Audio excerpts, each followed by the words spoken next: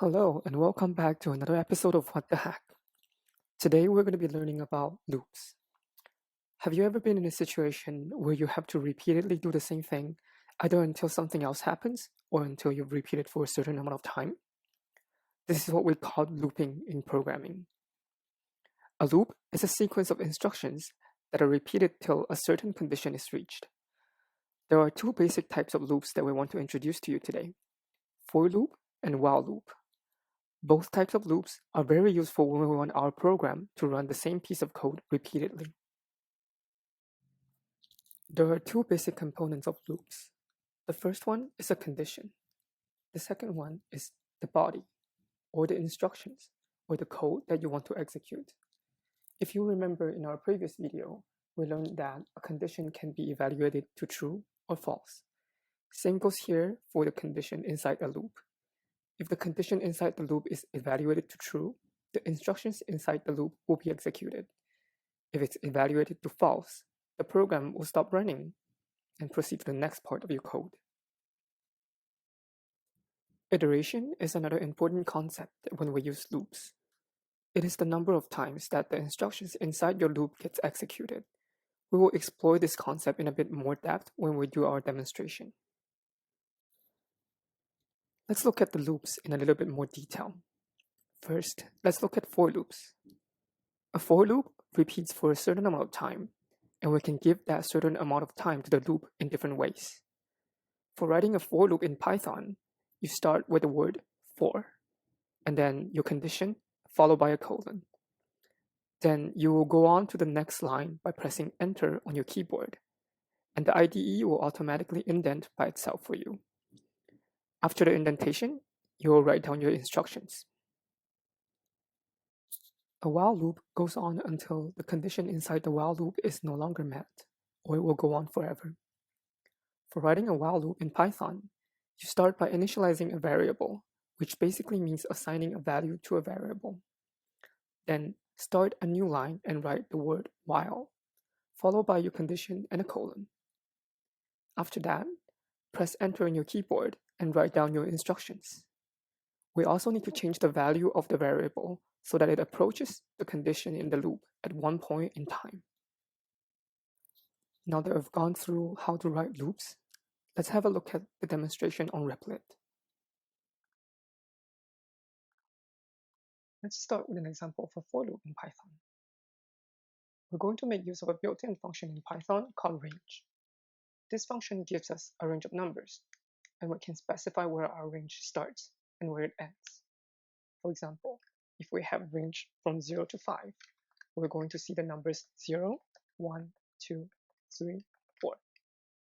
The reason for that is that this range function will give us that range of numbers until this second number that we put in here, without including it.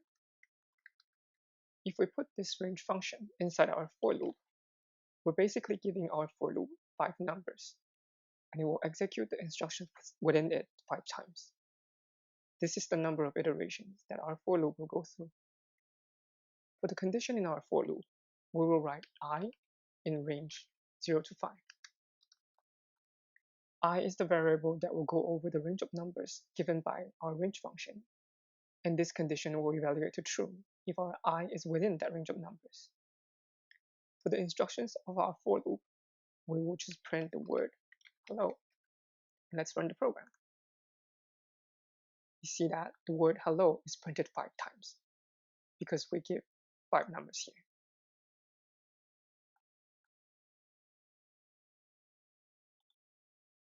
Now, let's take a look at an example of a while loop. Following the steps of how to write a while loop that we discussed a moment ago, we first begin by initializing a variable. We're going to call our variable I, and we're going to give it the number 0. Next, we move to the next line and write down the word while. Following that, we're going to specify the condition for our while loop, and it will be that I is less than 5. And don't forget the colon. Then, let's go inside our while loop and write the instructions. Again, we just wanted to print the word hello. If I pause here for a moment and run our program, something terrible is going to happen. We will run into something called segmentation fault error. our program will run into an infinite loop. What it means is that our program will keep printing the word hello forever, nonstop. The way to break out of this infinite loop is by pressing this stop button here, or pressing Ctrl C on your keyboard if you're using Windows, or Command C if you're using Mac. The reason why our while loop went into an infinite loop is because our condition here was never not met. In other words, our condition never got evaluated to false here. Our variable I started with 0 and it stayed at I because we never changed it. And the condition of I being less than 5 stayed true forever. Remember, a while loop will stop running when the condition is no longer met. And in our case, we need I to be no longer less than 5. So in our code, we need to add one more piece of instruction. We need to change the value of I so that it approaches the condition that we set in the loop. We're going to have I equals to I plus 1. And what it does is that every time the instructions are executed, the value of I will increase by 1. In our first iteration, I will become 1 from 0. And the second iteration, I will become 2 from 1, and so on.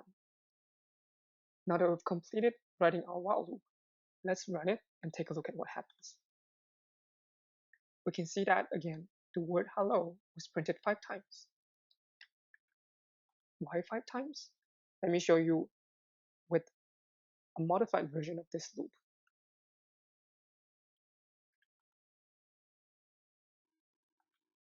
Why 5 times?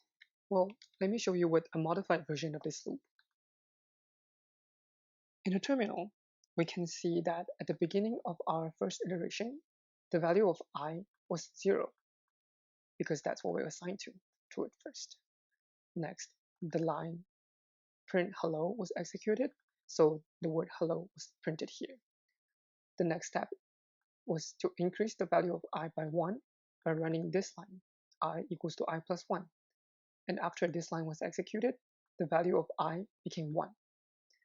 In our second iteration, the value of I started with 1 because the value of I was changed to 1 at the end of our last iteration.